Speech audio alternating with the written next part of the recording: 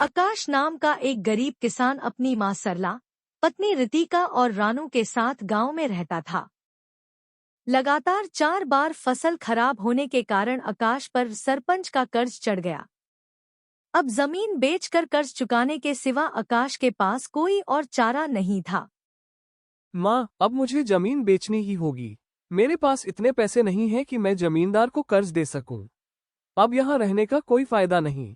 जमींदार के सारे पैसे देकर अब हमें शहर ही चलना होगा। इस उम्र में आपको कोई तकलीफ तो नहीं होगी कि आपका बेटा आपको परेशान कर रहा है? कोई बात नहीं बेटा, दुख सुख तो आते ही रहते हैं। कर्ज चुकाकर कम से कम तेरे ऊपर कोई बोझ तो नहीं रहेगा ना। यहाँ नहीं तो शहर में सही। अपने परिवार को लेकर शहर आ जाता है। शहर में आकाश का एक रिश्तेदार पहले ही अपने परिवार के साथ रहता था। वो आकाश को अपने साथ ही एक दुकान पर नौकरी दिलवा देता है, पर शहर में खर्च ज्यादा था, इससे घर में परेशानी थी क्योंकि आकाश की तनख्वाह मात्र 9,000 रुपए थी। ठंड का मौसम शुरू हो गया था और परिवार के रहने और सोने के लिए बहुत परेशानी हो रही थी। माँ जी, ये कंबल आप उड़ लो, ठंड बहुत ज्यादा है। बहू, ये कंबल बच्चों को उड़ा दे, मेरी ये शॉल बहुत गर्म है, मैं इसमें आराम से सो जाऊंगी, चिंता मत करो। मैं कल देखता हूँ, बाजार से एक एमसी कंबल खरीद लाऊंगा। हो सकता है मालिक थोड़े एडवांस के पैसे दे दे, बात करूंगा। आकाश की परेशानी उसकी मां और पत्नी अच्छे से समझ रहे थे, पर उनके पास भी ऐसा कोई साधन नहीं था जिससे वो अपने बेटे की मदद कर सके। एक दिन सरला और रितिका फल मंडी में फल खरीदने लगी।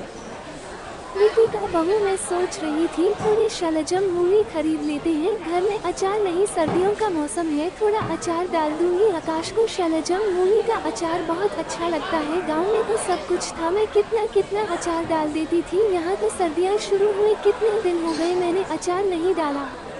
हाँ माँ, ले लेते हैं, अब तो सब्जियाँ भी थोड़ी सस्ती भी है। शलजम मूली रेट तेज नहीं है, आओ वहाँ सामने से पूछ लेते हैं। भैया, मूली क्या भाव दी? बहन जी, एक दाम लगाऊंगा 50 रुपए के। भैया 40 रुपए लगा ले, 3 किलो ले लूंगी और 2 किलो मूली भी कर दे। ले लो अम्मा जी, आप सुबह सुबह बोनी का टाइम है, अब आपको क्या ही मना करूं। माँ जी, अचार के लिए और क्या क्या लेना है वो भी बता दो, हम मसाले की दुकान से लेते जाएंगे। शलजम मूली का अचार क्या बेचते भी हो बनाकर?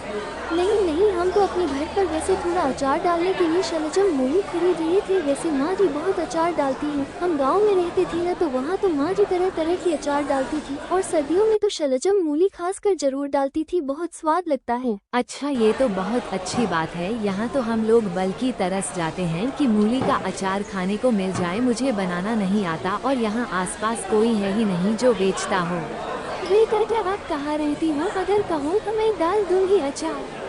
ओह शुक्रिया अम्मा जी, अगर आप डाल देती हो तो मेरे लिए बहुत अच्छा रहेगा, मैं यही पास में ही रहती हूँ।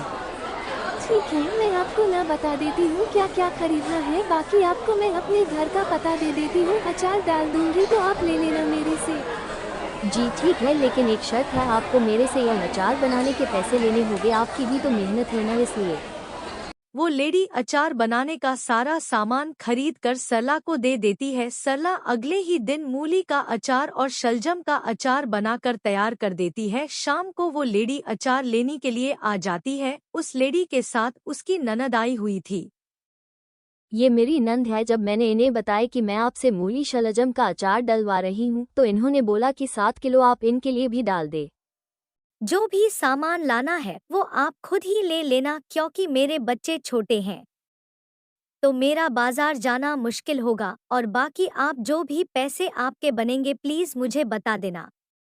मैं क्या ही बोलूं, मैंने तो कभी आज तक ऐसा सोचा ही नहीं था कि मैं अचार बनाकर बेचूंगी। तुम्हें जो ठीक लगे खुद से दे देना। शुक्रिया बेटी, जीती रहो। माँ जी, हमें तो पता ही नहीं था कि यहाँ शहर में अचार बेचकर पैसे कमाए जा सकते हैं। माँ जी, सचमुच आपका हुनर तो यहाँ काम आ गया। चलो अच्छा है बहू, घर में पैसे काम आएंगे, आकाश को भी सहारा मिलेगा। अम्मा, आपने बोला था कि आप मुझे मोमोज खिलाओगे, पर आपने आज भी नहीं खिलाए। बोला था तो जरूर खिलाऊंगी। चलो ठेले पर चलते हैं, मैं रानू को मोमोज खरीद कर दूंगी।